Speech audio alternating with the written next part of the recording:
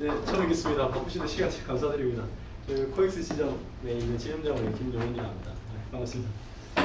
오늘 좀 오시기로 하신 분들이 좀 이렇게 스케줄이 좀 잘 안 맞아서 감사하게도 두 분? 한 분 또 금방 주차장이시죠. 아, 그러세요? 네. 조촐하게 세 분 모셔놓고 좀 정보를 드리는 시간을 가지도록 하겠습니다. 먼 길 오셨죠? 저희가 사무를 준비했는데 좀 도움이 되실지 모르겠습니다. 여기 그 몇 가지 좀 챙겨가시고 이런 자리를 좀 종종 만들려고 그럽니다. 그때는 좀 더 저희가 업그레이드 시켜서 모실 테니까 오늘 한번 경험해 보시고, 그래서 긴 시간 하면 안 될 것 같아서 제가 짧게 정리해서 한번 정보를 드리도록 하겠습니다. 오늘 또 이슈가 좋은 이슈가 하나 있었죠. 아니, 좋은 건 아니네요. 그러니까 지금 금리 인하를 했거든요. 한국은행에서 한번 보셨습니까? 오늘 지금 우리나라 기준금리가 1.5%인데 오늘 0.25 또 낮췄어요. 그래서 지금 기준금리 1.25라서 은행 금리가 또 다 떨어질 겁니다. 만약 대출을 받으신 분들은 대출이자 좀 낮아질 거라서 오히려 좀 그쪽으로 좀 기대를 하시는 게 맞을 것 같습니다. 그래서 장기적으로는 금리적인 부분들이 정말 메리트가 좀 없어질 거라서 사실은 한국은 금리 인하는 저희가 금리를 작년 6월에 했나요? 6월에 1.5로 낮추고 9월부터 금리 인하 할지 안 할지를 계속 의견을 했었습니다. 그래서 지금 전 세계적으로 금리를 인상하는 국가들은 미국밖에 없고요. 전 세계적으로 다 지금 인하를 하고 있습니다. 미국은 이제 양적 완화라고 하죠. 돈을 좀 쓰라고 금리를 떨어뜨리니까 많은 사람이 돈을 써줬어요. 그래서 이제 어느 정도 돈이 이제 풀려서 그걸 걷어들이는 차원에서 금리를 인상을 하고 있는 것 같고, 일본은 기업들이 대출을 받아갈 때 한번 오시기 전까지 제가 그냥 팁으로 말씀드리겠습니다. 일본은 기업들이 대출을 받아갈 때 이자를 제로를 줬었습니다. 올 2월 이전까지 이자를 하나도 안 받았어요. 근데 기업들이 대출을 안 받아가는 겁니다. 그러니까 일본은 기준금리 0.1%였는데 지금 기준금리를 오신 거 아니에요? 한번 오신 거 같은데 기준금리를 마이너스로 낮췄어요. 그러니까 일본은 지금 금리가 마이너스입니다. 이 상황이 네, 안녕하세요. 저희 방금 전에 1분전에 시작했습니다. 그렇습니다. 예. 이 음료수 드시면서 편안하게, 그래서 제가 정보하기 좀 벗었습니다. 편안하게 하려고, 편안하게 들으시고. 전체적으로 금리가 지금 인하되어 있고 오늘 저희가 1.25로 떨어뜨렸고요. 일본이 제로금리를 도입한 시기가 1999년도거든요. 저희가 일본보다 한 20년 뒤진다고 얘기합니다. 금융적으로. 그러면 우리나라가 일본보다 20년 뒤의 해를 보면 2019년이 되겠죠. 그럼 2019년도에 저희 나라가 금리를 제로금리로 낮춰도 할 말이 없는 거죠. 근데 그런 추세가 보이죠, 그죠? 오늘 기준금리 0.25 떨어뜨려서 1.25가 됐으니까 한 두 번만 더 떨어뜨리면 저희도 0%대 금리가 이제 올 겁니다. 그거를 대비를 해야 됩니다, 사실. 그걸 준비를 해야 되다 보니까 쉽지가 않아요. 그래서 금리가 너무 낮아서 이전에 저희 부모님들 세대 중에 은퇴하셔서 퇴직금으로 은행에 넣어놨을 때 IMF 때 월 이자를 은행에서 120만 원씩 주셨더라고요. 그걸 기억하시는 분들이 계세요. 1억 넣어놓으면 매월 이자가 120만 원씩 나오니까 나는 이제 이자로 노후 생활을 하면 되겠다 생각을 했는데 지금은 12만 원씩 나오잖아요. 지금 은행은 12만 원 나오고 이제 금리 떨어져서 그것도 안 나오거든요. 매월 받을 때.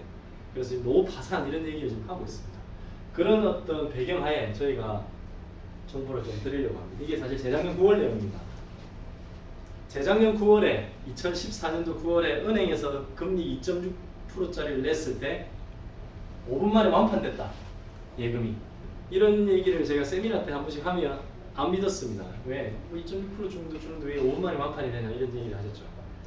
그러니까 제가 봤을 때 광고를 듣고 오셔서 가입하신 게 아니라 은행에 다른 업무 때문에 오셨다가 금리 2.6%짜리가 있습니다. 그러니까 이제 주문에 있는 돈들 계좌이체가 다 쏟아부으신 것 같아요. 2.6%를 이제 가져갈 수 없는 금리가 이미 재작년부터 됐었습니다. 지금은 1.5 주는데 이제 당장 이번 달부터는 1.25로 떨어질 것 같습니다. 이건 올 수 없는 겁니다. 이제 저희가 이런 때를 살아가고 있습니다. 몇 프로 금리를 드리면 만족하시겠냐?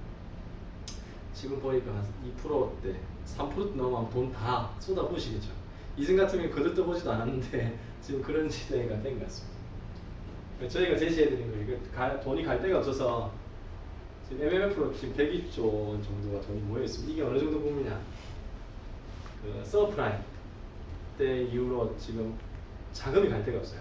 어제도 저희 인천 가서 법인 대표님들 상담 좀 했는데 전부 이제 오피스텔 상가 보고 계신 거예요. 오피스텔 상가 이렇게 보시고 이렇게 금액 비교하시고 저희 부동산 114가 저희 미래에셋 거지 않습니까? 최근에 부동산 문의가 많이 들어와요. 그래서 요청을 하시면 저희 부동산 전문가들이 여기서 상주를 합니다. 그래서 상담을 직접 받으실 수 있으니까 먼저 참고하시면 좋을 것 같습니다. 고민들이 많으시고 자 이게 국제금융센터 홈페이지 들어가면 각 국가 기준금리가 다 떠요. 우리 한국이 작년 6월에 0.25 떨어뜨려서 1.5가 됐습니다. 여기 이제 바뀌겠죠 오늘 6월 9일입니까? 9일입니다. 네.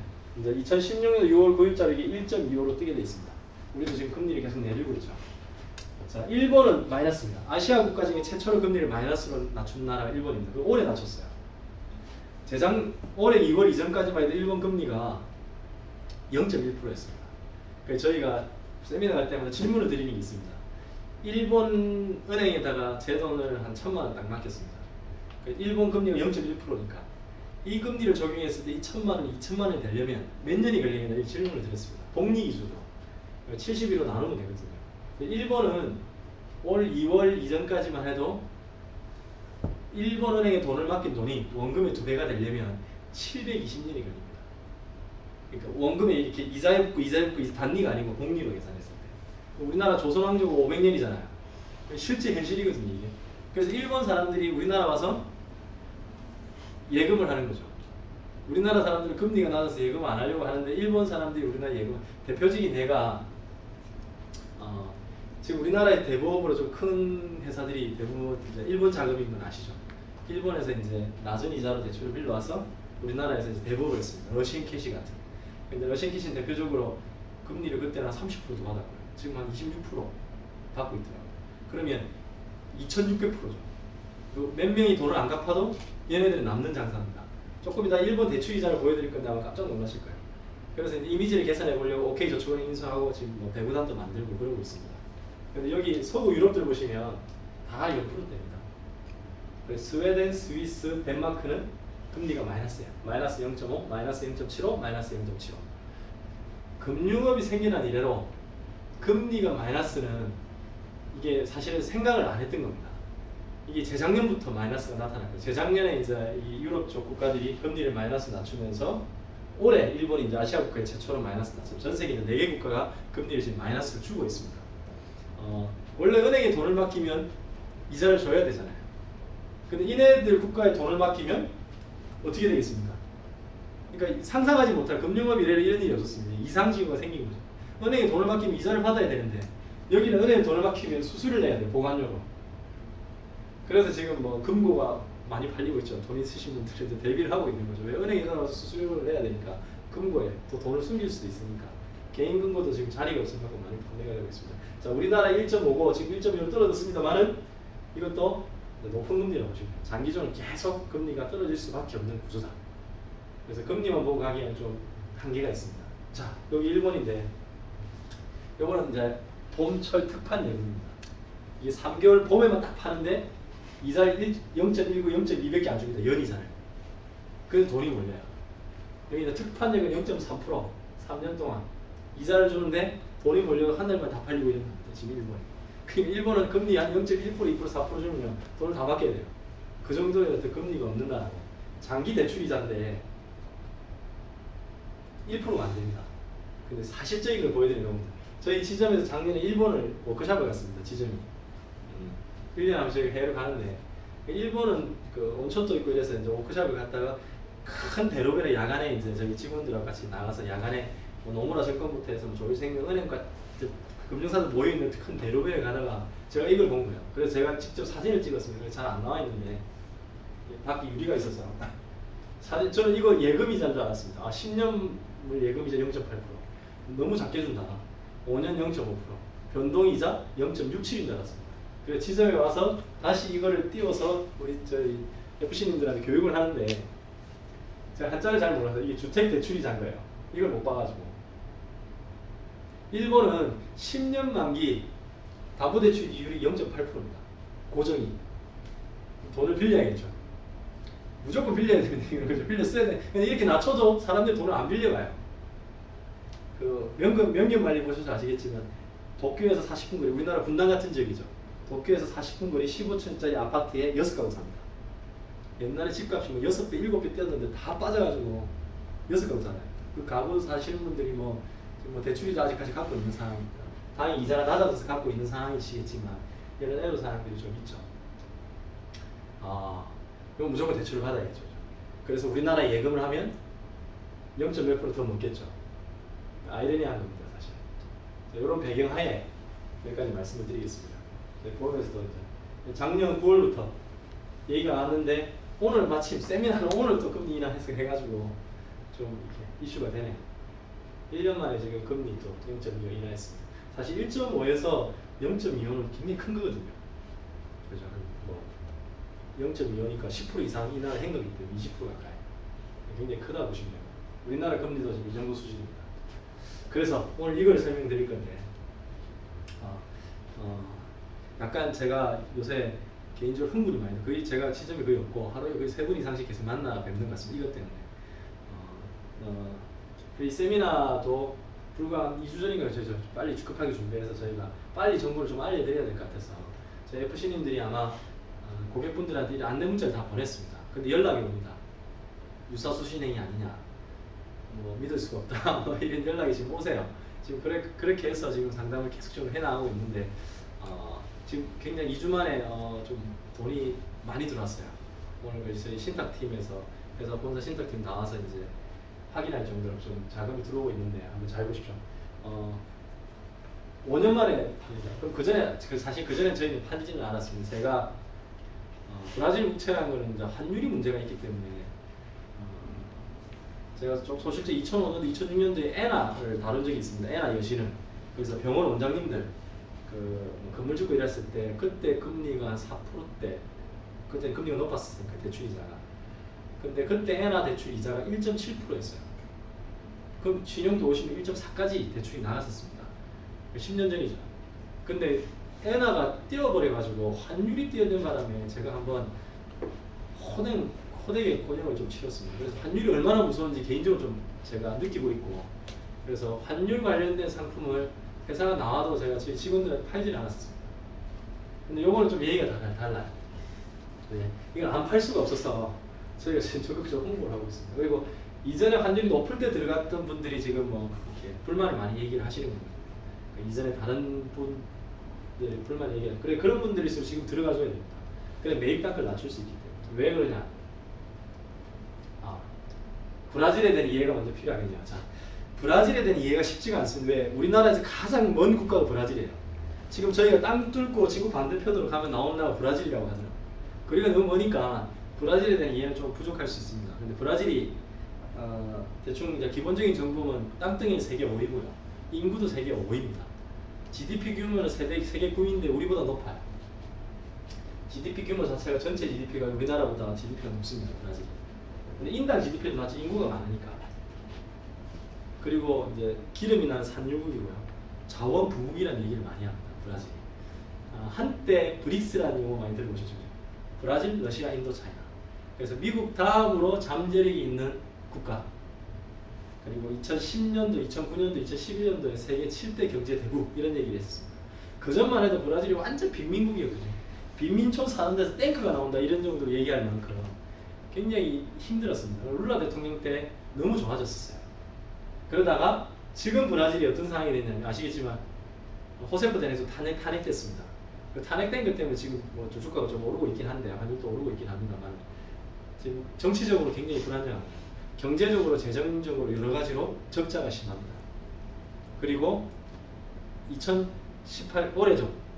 올해 지금 8월 달에 리우 올림픽이 계획되어 있는데 지카 바이러스 때문에 올림픽이 되니 안 되니 얘기를 하고 있습니다. 그래서 이런 경제적인 상황, 정치적인 상황, 사회 문화적인 상황이 브라질 시장에 다 영향을 좀 주었어요. 그래서 주가고 채권 가격이고 환율이 다 바닥입니다 지금. 근데 제가 지금 말씀드리는 거는 브라질 주식을 사는 게 아니거든요. 브라질 펀드를 하는 게 아닙니다. 브라질 회사, 국가에 있는 회사 채권을 사는 게 아니에요. 채권도 회사채가 있고 국채가 있고 공채가 있지 않습니까? 제일 안전한 게 국채죠. 그래서 저희가 설명드리는 거는 브라질 주식이 아니고 가격 변동 이런 거 고려할 게 아니라 회사 뭐 삼성전자 같은 페트로브라 채권을 사는 게 아니고 브라질 국가의 채권을 사는 겁니다. 무슨 얘기야? 브라질이 부도 디폴트만 아니면 안전한 거죠. 그러니까 일반 주식보다는 훨씬 안전하다 이렇게 보시면 되는데 그럼 브라질이 디폴트 위기가 날 수 있지 않냐 이런 질문들을 합니다. 사실은 잘 몰라서 사실 그런 질문이 좀 나오는 게 있습니다. 브라질이 가지고 있는 외환 보유액입니다. 2016년도 기준이거든요. 이게 잘 2016년도와 브라질도 저희하고 비슷한 시기에 IMF를 경험했습니다. 외환 보유액이 없어서 저희 달러 사모으기 한 것처럼 고생을 했어요. 그리고 외환 보유액이 늘어나서 지금은 현재 3,600억 달러고요. 최고가 3,790억 달러입니다. 근데 얼마 차이 안 나죠. 이때만 해도 저희보다 우리나라보다 외환 보유액이 많아요. 국가에 돈이 많습니다. 이게 사실 엄청난 수치거든요. 왜? 전 세계 탑10에 들어갑니다. 브라질은. 돈 자금 규모가. 근데 지금 상황에도 탄핵되고 뭐하고 뭐 국가 정세가 안 좋아도 시장 경기에 주식이라면 영향을 봐야 되겠지만 이게 국가 채권입니다. 그래서 모라토리엄, 뭐 채권, 뭐 채무 연기, 디폴트, 채무 불이행. 디폴트라는 얘기를 한번 들어보셨을 겁니다. 어느 나라가? 최근에 그리스. 작년에 그리스 디폴트 얘기가 많이 나왔지 않습니까? 그래서 채권의 발행을 갚지 못하는 어떤 채무 불이행 문제가 나왔는데 그때 IMF가 돈을 대줬고요. 독일이나 이런 데 좀 지원을 해서 디폴트가 되지는 않았습니다. 근데 그리스가 외환 보유액이 전 세계에서 84위 정도 됩니다. 61억 달러. 근데 브라질은 3,600억 달러. 그 60배 정도 되죠. 그래서 그런 부분들은 고려를 안 해도 되고 또 브라질 헤아라가 자국 통화인데 브라질 국채에서 발행한 헤아라 브라질 국채는요. 해외 자금들이 들어와서 브라질 국채를 보유하고 있는 퍼센트가 17%밖에 안 됩니다. 나머지 다 자국 내에서 거래가 되고 있어요. 그 채권 만기가 됐을 때 이 채권 만기가 돼서 우리가 샀다가 팔 때 얘네들이 수거해 나갈 때 전혀 부담이 없습니다. 그래서 뭐 디폴트, 모라토리엄 이런 거는 뭐 모르시는 분들이 하시는 얘기다 이렇게 이해를 하시면 돼요. 그래서 국채는 굉장히 괜찮습니다. 그럼 시장 가격이 중요한데 시장 가격은 이런 어떤 여파들이 다 반영이 됐다 보시면 돼요. 그래서 지금 제가 아쉬운 거는 이게 저희가 상담을 하다 보니까 우리나라 국민들은 모든 금융의 정보가 은행에 돼 있어요. 은행에서 팔지 않으면 정보를 듣기가 힘듭니다. 대부분의 은행을 통해서 정보를 듣기 때문에. 근데 브라질 국채는 은행에서 판매를 하지 않습니다. 증권사만 팔아요. 근데 저희는 보험회사잖아요. 그래서 24개 생보사, 11개 손해보험사 통틀어서 저희만 팝니다. 왜냐면 저희 미래증권하고 상품을 펀드도 팔고 다 같이 취급하니까 여기다 증권사 창구처럼 만들어놨지 않습니까? 그래서 증권사랑 저희 이렇게 둘 팔다 보니까 홍보가 거의 안 돼 있습니다. 이걸 저희가 1차로 5월 9일부터 팔았거든요. 그래서 지난주 6월 3일 1차 마감이 됐어요. 그래서 생각보다 많이 안 팔렸어요. 저희 많이 판다고 팔았는데 잔고가 좀 남았습니다. 그래서 6월 7일 이번 주부터 2차 판매입니다. 그래서 자료 상단에 6월 7일부터 6월 24일까지 판매가 2차 판매로 지금 나온 겁니다. 자, 국가가 돈이 많고요. 자체 자원 부국입니다. 자체적 운영이 되고 외환 보유액을 왜 보냐면 채권 만기가 돼서 돈을 외국에 돌려줄 때 이거로 방어합니다. 그리고 외환 보유액으로 환율을 방어합니다. 자국 환율을. 자, 이 네 가지 저환율, 고금리, 비과세 이 유동성 때문에 브라질 국채가 지금 거의 퍼펙트하게 가깝다. 이거는 정말 5년 만에 온 기회이기 때문에 저희가 이거 판매를 한 3개월 정도 보거든요. 벌써 지금 헤아라가 지지난주에 320원대였다가 지난주 330원대였다가 지금 오늘 340원대가 됐습니다. 이게 지금 여기거든요. 이게 계속 오르고 있어요. 자, 브라질 국채의 리스크는 브라질 부도 만나면 채권 가격이기 때문에 이자는 그냥 받습니다. 사실 때 이자를 확정해서 받습니다. 그 이자를 계속 받는데 문제는 뭐냐? 환율 변화에 따라서 내 원금이 바뀔 수 있습니다. 이게 리스크예요. 환율이 빠지면 내 원금이 빠지고요. 환율이 오르면 내 원금이 오르거든요. 지금 저희가 이제 340원 정도 되는데 브라질의 역대 최저 환율이 284원이에요. 역대 최저 환율. 그러면 저희는 최악의 경우를 말씀을 드려야 되니까 환율이 이렇게 빠져서 직진으로 가지 않습니다. 근데 극단적으로 여기서 환율이 284까지 딱 빠져서 안 올라와요. 최저치에서 계속 가요. 물론 이때 되면 이제 국가가 이제 외환 보유액을 좀 써서 환율 방어를 합니다. 왜냐하면 작년 4월에 그 브라질이 원래 3,800억 달러 정도 됐는데 여기서 한 200억 달러 썼어요. 외환 환율 방어를 했습니다. 그 빠지는 것 때문에 작년에 환율 방어를 해서 지금 좀 올라온 거거든요. 그래서 그걸 방어할 만한 돈은 있고 그리고 지금 좋아지고 있는 부분 좀 말씀드릴게요. 284억에 빠져서 계속 가도 이게 지금 올라오면 계속 가도 이 이자가요. 지금 7월부터 적용을 하는데 이자가 지금 10.2주입니다. 고정은 확정 이자가 그냥 10.2가 계속 나요. 중간에 변동 없습니다. 환율 따라 내 원금만 바뀔 뿐입니다. 그러면 고수익 고위험이잖아요. 고수익 고위험인데 이 수익이 이 위험을 해지할 만큼 이자가 셉니다. 왜? 지금부터 284까지 빠져서 계속 간다 하더라도 지금부터 18%, 17% 빠져야 돼요. 지금 환율에서. 원금은 17% 빠지지 않습니까? 근데 이자가 10%씩 나오기 때문에 2년간 해지가 돼요. 그럼 기간적인 부분만 고려를 하시면 그 리스크가 거의 없다고 보죠. 이 부분 때문에 저희가 지금 공격적으로 판매를 하고 있거든요. 자, 이때 들어간 사람은 아니겠죠. 그래서 저희가 왜 한 3개월 정도 보고 있냐면 8월 달에 브라질이 올림픽을 진행하면 경기적으로 좋아지고 안 좋아지고 크게 뭐 좋아지지 않겠습니다만 환율은 아마 오를 것 같아요. 이제 지금 회복세로 가고 있기 때문에 뭐 환율이 400원 넘어가면 저희가 판매를 못합니다. 왜? 400원대에서 최악의 교류하면 30% 이상 빠져야 되잖아요.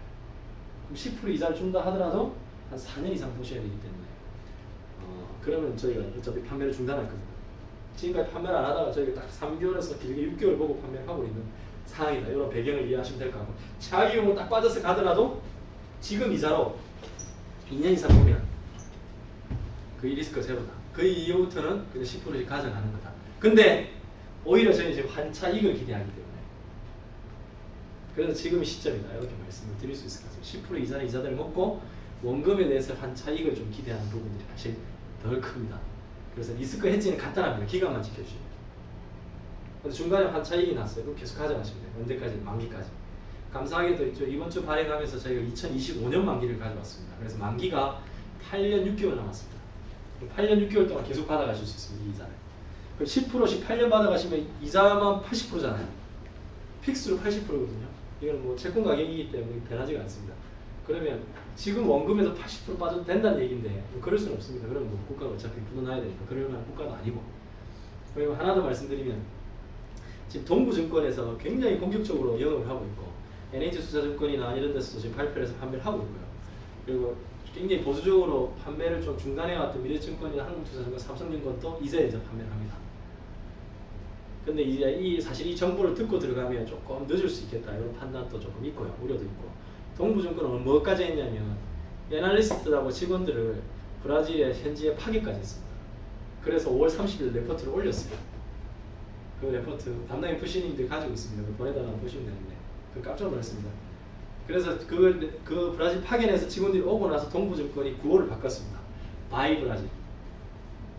이게 안녕 바이가 아니고 사다는 브라질을 사야 돼. 구호를 아예 바꿔버렸습니다. 완전히 지금 올인하고 있어요. 왜? 브라질 가보니까 날씨가 서늘해져가지고 모기들이 한 마리도 못 봤대요. 모기들이 다 사라졌대요. 지카 바이러스가 이제는 이제 우려 대상이 아닌 거죠. 그래서 지금 브라질은 올림픽 운영위원회에서 그 올림픽 개최에 집중을 하고 있습니다. 올림픽이 안 되진 않을 것 같습니다. 오히려 올림픽이 안 돼버리면 저희가 이 브라질 국채 판매를 한 6개월 이상, 한 1년 가까이도 팔 수 있지 않겠나. 오히려 반대로 그런 기대를 했는데 지금 뭐 그럴 우려는 없는 것 같습니다. 올림픽 개최될 것 같고 그럼 환율이 금방 오를 것 같습니다. 그래서 지금 들어가신 분은 환차익을 조금 기대할 수 있겠죠. 그런 기대를 해봅니다. 최근 한 달 동안 지금 환율이 계속 오르고 있고요. 340원입니다. 오늘 여기서 좀 더 올랐다 보시면 돼요. 그래서 5년치는 계속 빠졌는데 지금 이제 바닥 찍고 올라오고 있다. 이런 추세 보시면 될 것 같고요. 자, 이게 지금 지난주 거는 333원이었거든요. 헤아라가 지금 이 340원입니다.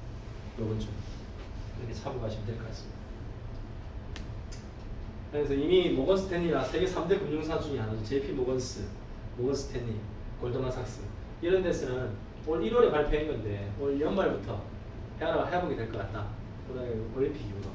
그럼 이제 이 이후에는 이제 국채 들어오기가 쉽지 않죠.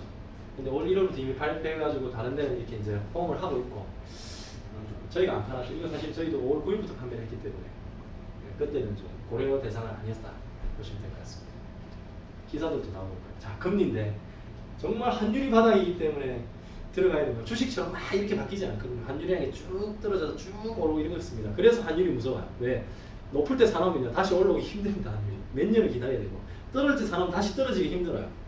그래서 환율이 무섭습니다. 주식은 좀 기다려주면 반등을 하는 시기가 좀 빨라진다 이런 거는 그런 게 아닙니다. 그래서 떨어질 때 딱 산 사람은 정말 메리트가 있죠. 이거 보니까 기사 보니 680원대 들어가신 분도 계시더라고요. 그런 분들 지금 완전 반토막 났잖아요. 원금이 반토막 났습니다. 금리는 10% 받더라도. 그래도 이제 5% 이제 만기까지 가져가면 원금 이상은 나오겠지만 아쉽죠. 그런 분들이 지금 돈을 들어가면 매입 단가를 680원을 한 490원 정도로 매입 단가를 낮출 수 있지 않겠나 이런 기대를 좀 해봅니다. 다시.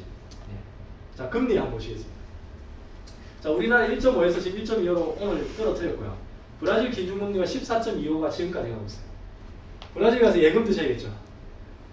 브라질 가서 예금 들면 14% 드려요. 근데 아까 제가 10% 말씀드렸지 않습니까? 브라질은 특이하게 채권 가격이 조금 더 싸요. 보통 채권 가격이 비싼데 채권 가격이 쌉니다. 채권 가격이 10년 만기가 12.9 줍니다. 그럼 12.9를 줘야지 왜 10.1을 주냐? 수수료 떼고 제가 말씀드립니다. 이거 말씀드려 수수료 붙고 뭐 붙고 이래 또 헷갈리니까 수수료 다 떼고 가져가는 돈이 지금 10.2 정도.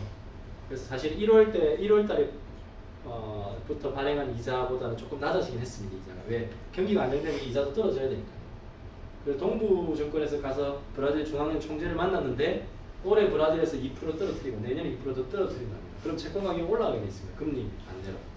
그럼 헤아라가 많이 좀 기대가 되겠죠. 자, 그래서 브라질에 가서 예금을 해야 되는데 그럴 수가 없잖아요. 지금 노후 파산 시대에 은행에 나와서 이자도 12만 원밖에 안 주는데 이런 거 맞잖아 매월. 브라질 가서 예금을 들어야 되는데 지금 브라질 가서 예금 드는 것도 현실적으로 어렵지만 브라질 가서 예금 드는 것보다 더 안전하다고 싶네요. 왜? 은행이 부도나는 게 더 리스크가 크지 국가가 부도나는 게 리스크가 크지 않지 않습니까? 그래서 아예 국채를 사옵니다. 그래서 일반 고객분들한테 국채를 드리고 우리나라에는 더 이상 비싼 자산이 없다 보니까 이런 부분들을 말씀을 드리고 있고요. 어제 대표님이 오피스텔을 이제 요새 오피스 상가 쪽에 관심이 많지 않습니까? 그래서 오피스텔을 이렇게 알아보고 계셨나 봐요. 그래서 이 국채를 좀 설명드렸습니다. 이 법인 자금으로도 좀 운영이 되고 있기 때문에 들으니까 얘기하시더라고요. 오피스텔 지금 오피스텔이 2억 넣으면 한 85만 원 나오신다. 이자가 2억 넣으면 이건 1억 넣으면 85만 원이 나오거든요. 지금 오피스텔 2억 정도 하면 85만 원 나온다. 그런데 오피스텔 뭐 취득세가 4.6% 그리고 임대사업자로 등록이 된 임대사업자 소득세 내야 되잖아요.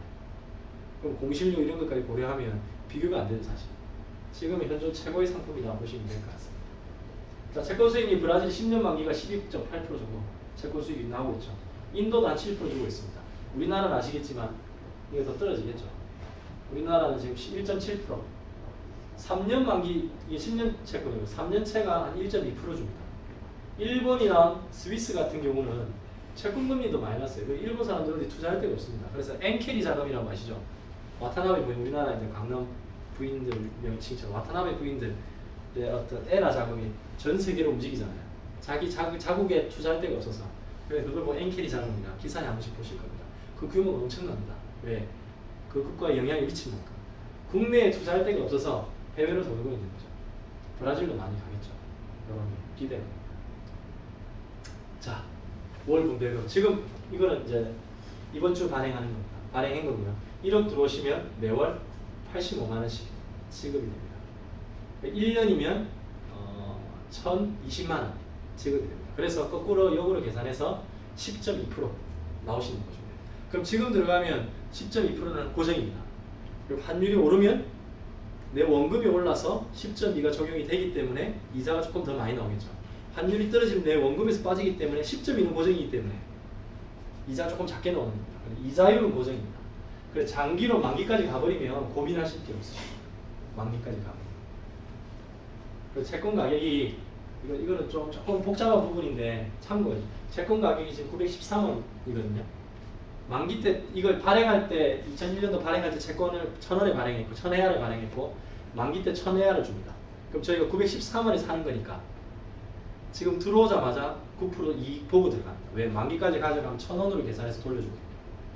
이해가 되시죠? 자, 1억이 들어가면 913원에 산 거예요. 근데 만기 때는 1,000원에 발행한 걸 1,000원에 주게 돼 있습니다. 채권은 그렇습니다. 구조가. 그러면 913원보다 1,000원으로 1,000회화로 주면 한 9% 정도 이익이 나잖아요. 그럼 1억 900이 나올 겁니다. 지금 들어가면요. 회화랑 환율도 한 차익 기대하지만 매매 차익까지 기대할 수가 있습니다. 그럼 지금 채권 가격이 913원, 뒤에 채권 가격이 1,100원이 됐습니다. 1,100원이 돼서 들어오시면 만기 때 1,000원에 주거든요. 그럼 만기까지 가져갈 필요가 없겠죠. 중간에 털어버리면 됩니다. 비과세. 투자기간 상관없이 이자 소득, 매매 차익, 환차익 전체 비과세예요. 우리나라에 이런 게 없죠. 어떻게 이룰 수 있냐? 국가 간 조세 협정이 맺어져 있습니다. 오래전에 맺었더라고요. 오래전에 맺어져가지고 이거 어떻게 할 수 없나 봅니다. 원래 우리나라 국세청에서 인당 비과세 안 되고 2010년도 이후로 13년도 이후로 아시겠지만 인당 비과세를 인정해 주는 게 2억까지입니다. 2억 이상 넘어가면 국세청에서 비과세 안 해주죠. 근데 이거는 브라질하고 우리나라하고 조세 협정이 딱 맺어져 있기 때문에 한도가 없어요. 전액 비과세입니다. 그래서 저희가 10.2% 얘기하지만 실제 이제 10.2%가 아니겠죠. 15.4% 이자를 뗄 걸 안 떼니까 그러면 12% 가까이 되고요. 종합과세 해당되시는 분들 41.8이나 38.5 내시는 분들이 계세요. 이자 다른 배당소득하고 2천만 원 넘어가시는 분들은 거의 이게 굉장히 세죠. 한 16% 가까이 됩니다. 이분들한테. 그래서 좀 돈 있으시고 종합과세 내시는 분들이 들어오죠. 세금 때문에. 그래서 국가 간 비과세가 협정이 되어 있고요. 전체 비과세입니다. 대신에 여기 보시면 법인 명의로 들어오는 거는 법인은 이자 소득만 비과세입니다. 법인이야. 그래서 매매 차익, 환 차익은 과세를 하는데 법인세는 과세합니다. 11%나 22%좀 싸긴 하죠. 우리나라에서 법인 명의로 계약을 하는 것 중에 비과세를 해주는 건 이게 유일하다고 보시면 돼요. 이자 소득. 우리나라 법인들이 모두 금융상품을 고를 때 비과세 해주는 게 아무것도 없습니다. 유일하게 이것만 해줍니다. 그래도 못 들어왔죠. 왜? 환율이 높았기 때문에. 지금은 금액이 중요한 게 아니라 무조건 지금 하나를 사둬야 됩니다. 굉장히 효자 노릇을 할 겁니다. 네. 자, 마지막으로 유동성. 마지막입니다. 자, 희한하게 환매 제한 없습니다. 만기가 8년 6개월 남았는데 만기까지 무조건 가져가야 되는 거 아닙니다. 환매 제한 없고요. 환매 때 수수료 제로입니다. 보통 투자형 상품들이 환매 수수료 다 있어요. 펀드 같은 경우는 최근 90일 수익률이 70% 환매 수수료고요. ELS 들어보시 아시죠? ELS도 조기 상환 안 돼도 못 빼는 이유가 중간 환매 수수료가 세기 때문에 빼지 못합니다. 원금에서 떼버리기 때문에. 은행이 예적금 빼오고는 대부분 투자형 상품, 금융상 환매 수수료 다 있어요. 그래서 돈이 묶여요. 요번에 이슈가 된 ISA 계좌 같은 경우 의무 납입이 있잖아요. 3년, 5년 의무가 있습니다. 이건 없어요. 들어오셔서 중도 환매 가능, 환매 수수료 없음. 돈이 들어왔습니다. 환율이 올랐어요. 한 30% 올랐습니다. 그럼 내 10% 이자는 10.2는 계속 받지만 원금이 또 30% 오르지 않습니까? 지금 들어 30%면 한 420원 환율이 넘었었습니다. 그러면 털어야죠. 한번. 그럼 1억 넘기 1억 3천이 나오고 그동안 10%는 다 받은 거죠. 그런데 세금이 하나도 없어요. 수수료가 하나도 없어요. 그래서 사람들이 그러니까 문자만 보면 잘 못 믿으시는 것 같습니다. 이거는 유사 상품이 아니고 금융회사에서 파는 금융 상품이다 보시면 됩니다. 근데 수수료가 여기 있죠. 선취 보수 1.2, 원금에서 1.2 빼고 들어갑니다. ELS처럼. 후치로 매월 받으시는 85만 원에서 0.1 빼고 나옵니다. 그래서 그 수수료 다 빼고 받으시는 게 85다. 이렇습니다. 실제 이자는 조금 더 높습니다. 그래서 이 수수료는 조금 고려 안 하셔도 되는 게 다 떼고 85씩 나옵니다. 결과치만 보시면 됩니다. 그 수수료 다 떼고 한 10점이 나온다. 보시면 될 것 같고요. 이자 지급은 매월 21일 날. 그 연금처럼 지급합니다. 근데 브라질에서 6개월 이표체라고 해서 매년 1월하고 7월에 이자를 받습니다. 저희가 1월에 받고 7월에 받고 1월에 받고 7월에 받습니다. 브라질에서 6개월만 이자를 주는 거라서. 근데 이제 6개월마다 기다리는 한 방에 주는 개념이 아니라 좀 이렇게 노후 파산 시대에 좀 연금처럼 좀 쓰실 수 있도록 또 아예 돈을 숨기놓는 계좌로도 또 활용하시는 걸 우려해서 그냥 매월 통장으로 받기 싫다도 받으셔야 되는 거예요. 통장으로 매월 지급해 드립니다. 이자가. 그래서 1억 기준 85만 원씩 계속 지급하죠. 자, 이러면요. 은행에 가시면 은행에 7억 이상 넣으셔야 돼요. 은행에서 매월 지금 은행에서 85만 원씩 받으려면 금리 떨어져서 더 많이 넣으셔야 돼요. 한 8억 넣으셔야 돼요. 지금 85만 원씩 매월 받으면 은행에 지금 8억 넣으셔야 돼요. 그럼 1억으로 8억 효과를 보시는 거예요. 바꾸어 말하면 우리나라 금리가 여기서 더 이상 떨어지지 않는다는 가정하에 금리가 떨어지지 않는 가정하에 은행에서 8년간 이자를 매년 드립니다. 이게 환율이 만일에 바뀌지 않고 저희 이렇게 우려대로 환율이 올랐어요. 그러면 이 수익이 더 나는 거지 않습니까? 그러면 한 3년 받으면 은행에서 24년치 이자 가져가시면 되는 겁니다.